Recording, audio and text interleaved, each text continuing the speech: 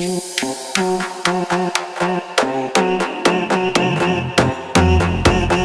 है कि पैसा हमारी जेब में है, वो पहले कैसा था और फिर बार बार क्यों बदला। हर दौर में इंसान ने एक नया सिस्टम बनाया, लेकिन क्या हर बार कुछ न कुछ कमी रह गई और फिर आया एक ऐसा हल जिसने सब कुछ बदल दिया। तो आज हम बात करने वाले हैं पैसे की जर्नी, पैसा बार बार क्यों बदला।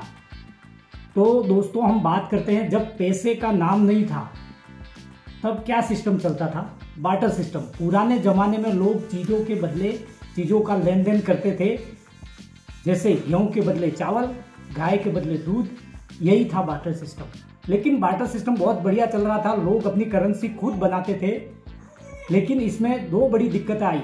बार्टर सिस्टम में ट्रांसपोर्टेशन की समस्या, यानी भारी सामान को एक जगह से दूसरी जगह ले जाना आसान नहीं था। ठीक है। दूसरी समस्या क्या थी? मिलान की समस्या, यानी डील नहीं हो पाती थी। अगर एक मछुआरे को दूध चाहिए लेकिन दूध वाले को मछली नहीं चाहिए तो सौदा नहीं हो सकता, थर्ड पार्टी ढूंढनी पड़ती थी। ठीक है। इसके बाद लोग सोने और चांदी की करेंसी इस्तेमाल करने लगे, क्योंकि लोगों ने समझा कि कुछ नया होए या उसमें तकलीफ जैसा था, तो नई चीज़ इस्तेमाल की, सोना और चांदी की करेंसी। ठीक है। ये सभी को पसंद था, टिकाऊ भी था और एक स्टैंडर्ड वैल्यू भी बन गई थी। लेकिन इसमें भी दो समस्या आई। सोने वाले सिस्टम में क्या हुआ कि छोटे सौदे करना मुश्किल था, क्योंकि सोने को छोटे टुकड़ों में बांटना आसान नहीं था या तोड़ना। ठीक है। अब सोने में एक चीज़ और हुई, सोने वाली करेंसी में गोल्ड की नकली सोने की मिलावट, यानी लोगों के साथ धोखा होने लगा, क्योंकि असली और नकली सोने को लोग पहचान नहीं पाते थे। ठीक है। तो अब जब ये दो समस्या आई तो एक और नया सिस्टम आ गया, नोट और सिक्कों वाली करेंसी आ गई। इसमें सरकार का कंट्रोल इन दोनों समस्याओं से निपटने के लिए अगला कदम बना। ठीक है।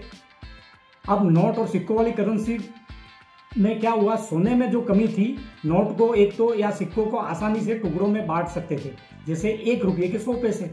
छोटे छोटे लेन देन भी आसान हुए जो गोल्ड में मुश्किल थे। राइट।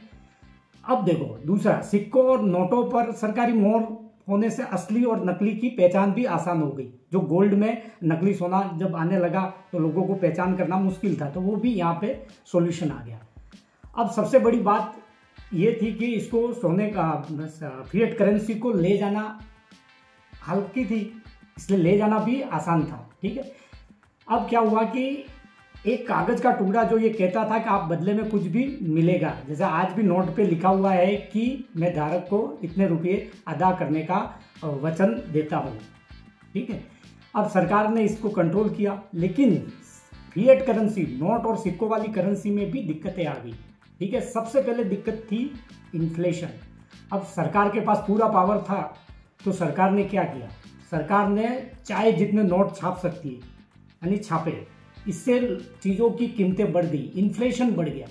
ठीक है। जो चीज़ एक नोट में मिलती थी वो उसको 2 नोट लगाने पड़े। ठीक है। इन्फ्लेशन बढ़ गया। दूसरी कमी आई नकली नोट, जिससे लोगों का भरोसा हिलने लगा और मार्केट में इसकी वजह से भी अनलिमिटेड सप्लाई दिखने लगी। ठीक है। अब पावर जो सरकार के पास पूरा कंट्रोल था, आम जनता का कोई कंट्रोल नहीं था। अब इन्फ्लेशन की बात करें तो इन्फ्लेशन आया क्यों? इन्फ्लेशन अनलिमिटेड सप्लाई की वजह से आया। ठीक है। क्योंकि अनलिमिटेड सप्लाई थी सरकार द्वारा।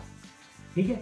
अब आता है एक नया समाधान, जो बिटकॉइन की थोड़ी सी बात करें तो 2008 में पूरी दुनिया की अर्थव्यवस्था हिल रही थी और एक अनजाने आदमी जिसका नाम सतोशी नाकामोटो बताया जाता है, उसने लोगों का दर्द समझा और एक नया रास्ता बनाया, बिटकॉइन।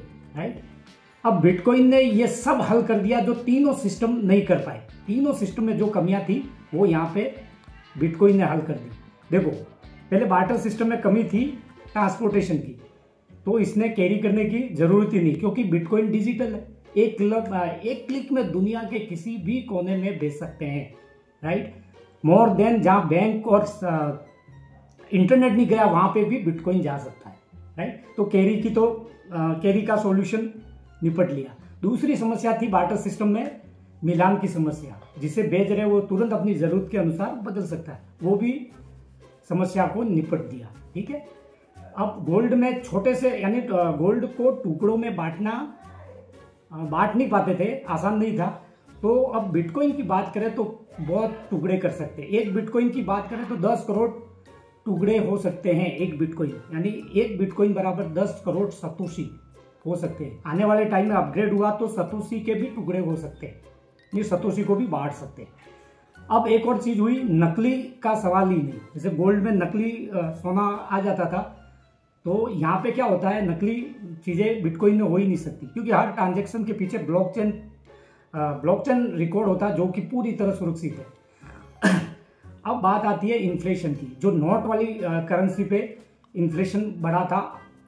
अब इन्फ्लेशन इसलिए बढ़ा था कि नोट वाली करेंसी की सप्लाई अनलिमिटेड थी, लेकिन अभी बिटकॉइन की बात करें तो सप्लाई लिमिटेड है। 21 मिलियन बिटकॉइन ही बनेंगे पूरी दुनिया में। 2140 तक 21 मिलियन बिटकॉइन ही मार्केट में आएंगे, और 1.98 लाख अभी सर्कुलेट है, यानी मार्केट में चल रहे हैं।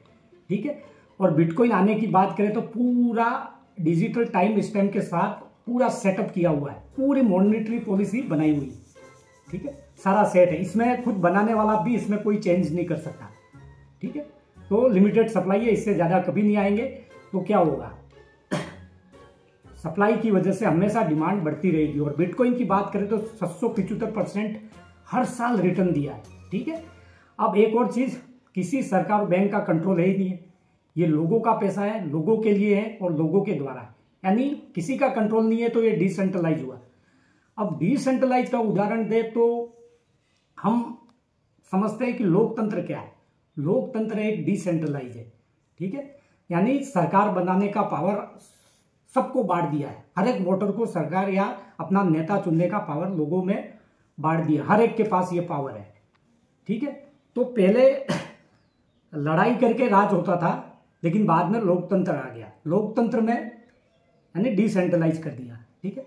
तो राज वाला सिस्टम तो डिसेंट्रलाइज हो गया, लेकिन पैसों वाला सिस्टम डिसेंट्रलाइज होना बाकी था, जो कि अब आ गया।